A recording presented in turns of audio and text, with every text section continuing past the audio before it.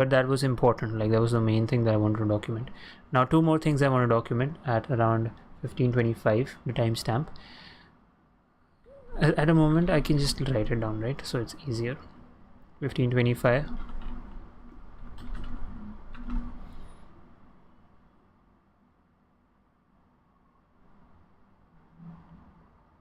Other thing I want to document is I spent some time today working on the project that I've been working on, the cut downs, and I figured a very important thing about renders, right?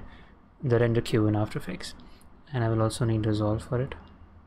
So we can simultaneously do the second and the third section in these like 4 or 5 minutes or so.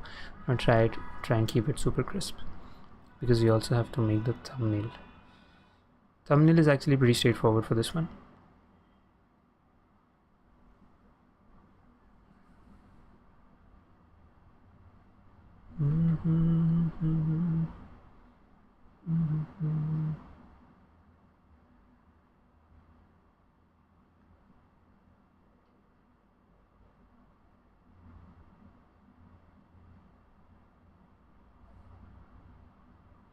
Okay, what is it with After Effects that I wanted to show?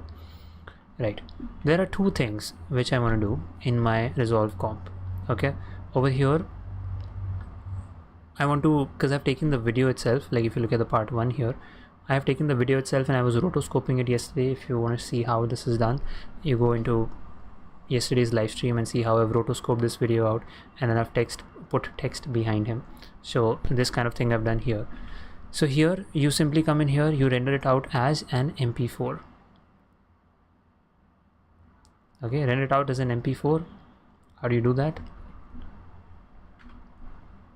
Let's say from here to here, this is the part which I want to render out as MP4. I say Alt Control M.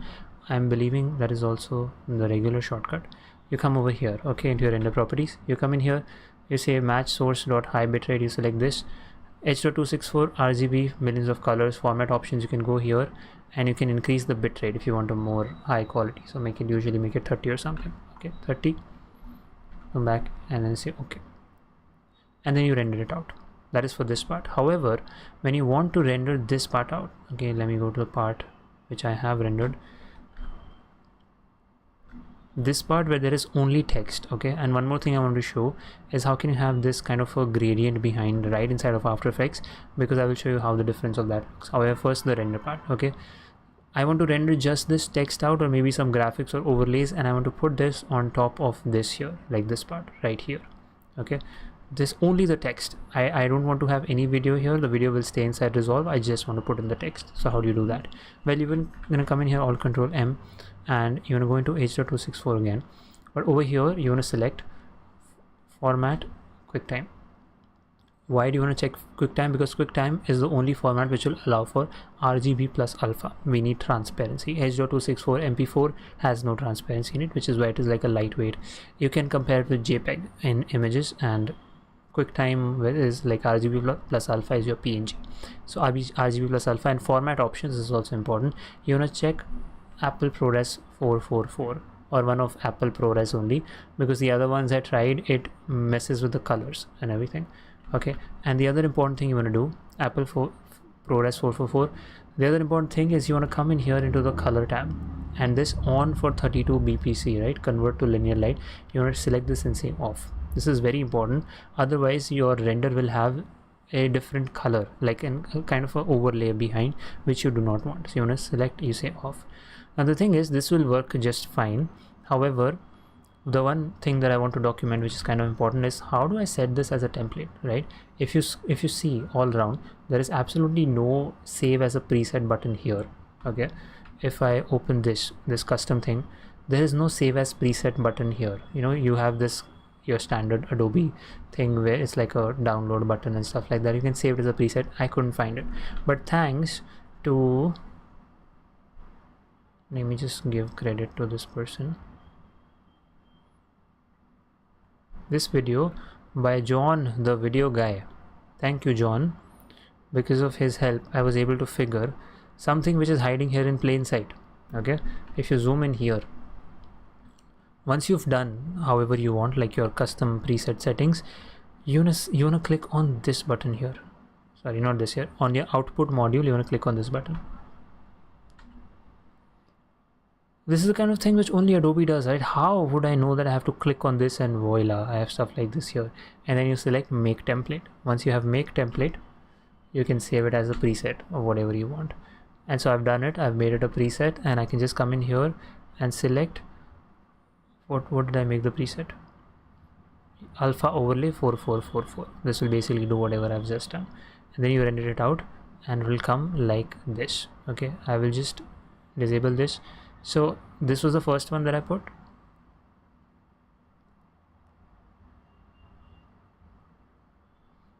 It's disabled. This is the first one that I put. Okay, then this is the second one that I put. Yeah, so let me disable this.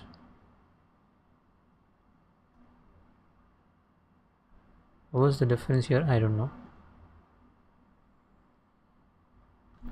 But yeah, there was some difference. I rendered it like 4 or 5 times to understand what is happening. Anyway, I'm gonna get to the more important part now, which is how do you have this. Yeah, maybe I want to show the difference, right? So if you see this first one, yeah, this is how it is, and honestly it's looking fine.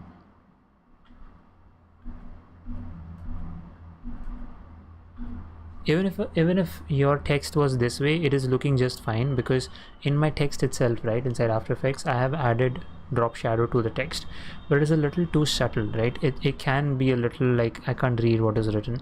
So that is why I have done that gradient thing behind, which if you see the final version, there is a black overlay, a very subtle black overlay right behind the text, and it just makes the text really stand out well. Like there is amazing contrast and great readability of the text. So this, and it is much better. Like I'm not putting an overlay across the entire frame because that's unnecessary. It is just along this little section, this part that you see with my mouse, this part over here, and it blends in perfectly. So how do you do that? You can make a PNG inside Photoshop and just drag that in here, but you can do it right inside of After Effects, which is what I want to show. So enable this layer here. This is basically a gradient which you see from here at the top. Now how do you make this gradient? If I have this selected, I can come in here, and where are the controls and everything? Okay, let me try and make it myself. So we're gonna turn this off, and I'm gonna come in here. Firstly, how do you get this gradient is you wanna click on the fill, the word where it says fill. You wanna come in here and select linear gradient. It will be on solid color. Select linear gradient and say okay. So once you do that, over here I'm gonna have like that gradient icon. Okay, once that is done, you want to double click on the rectangle tool. No, we don't want to have anything selected, and then double click on the rectangle tool. That will make a gradient like this. Okay, once the gradient is made, you want to edit the gradient, so you can click on this button here. That will give you this dialog. So can we just reset this whole thing somehow? Because this is the final thing, this is how it should be. I wanted to show how it would be by default. So can we delete this and delete this, and by default the opacity will be 100. Yeah, by default you'll get something like this, opacity 100, and let's say the color here is going to be white. You'll get something like this by default. Let me come out. So hopefully you're going to get something like this by default. On the screen here you'll have these controls, right? So you can take this up and move it down visually, so you'll have that.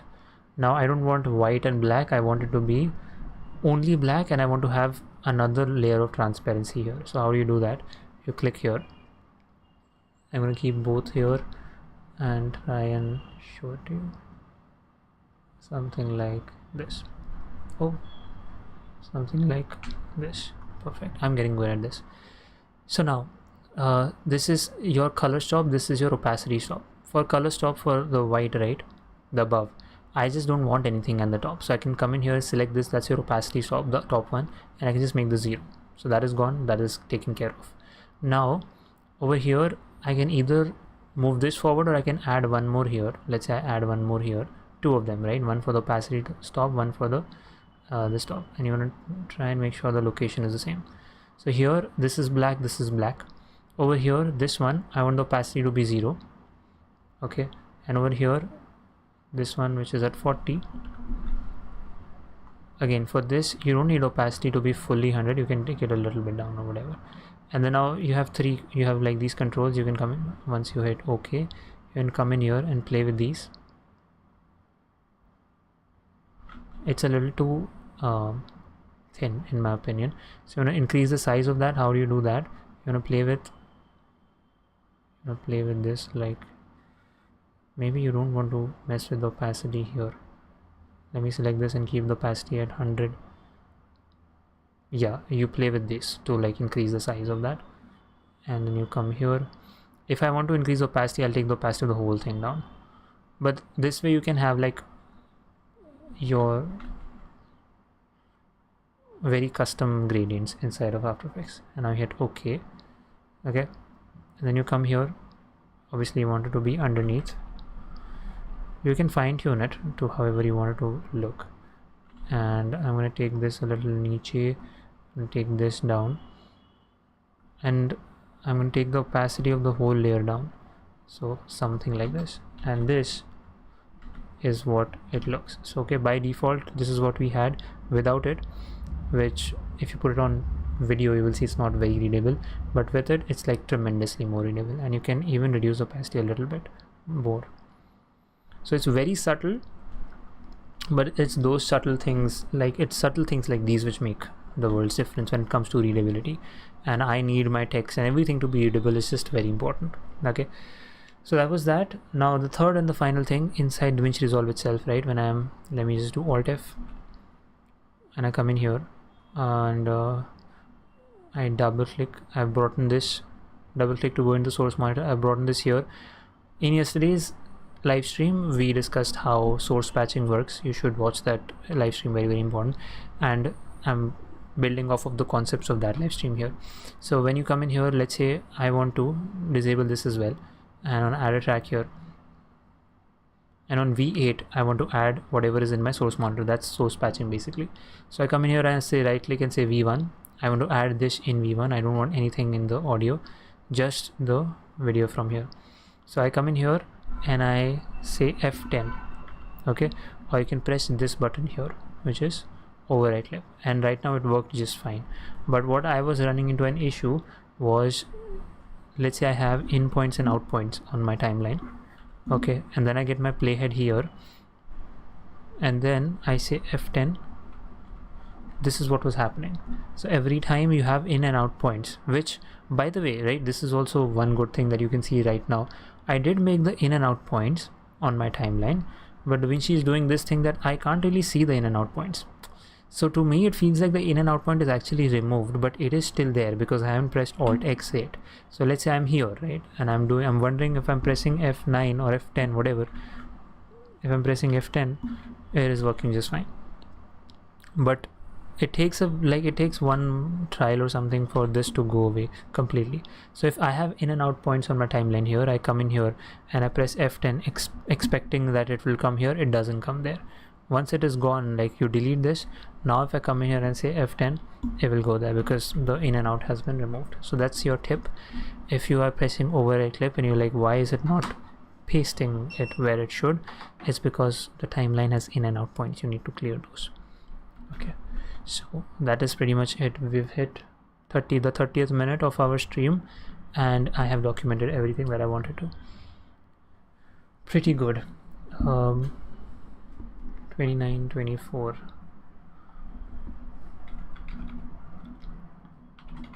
Now we're making the thumbnail. The thumbnail is actually pretty straightforward. I just need a screenshot of the filters here.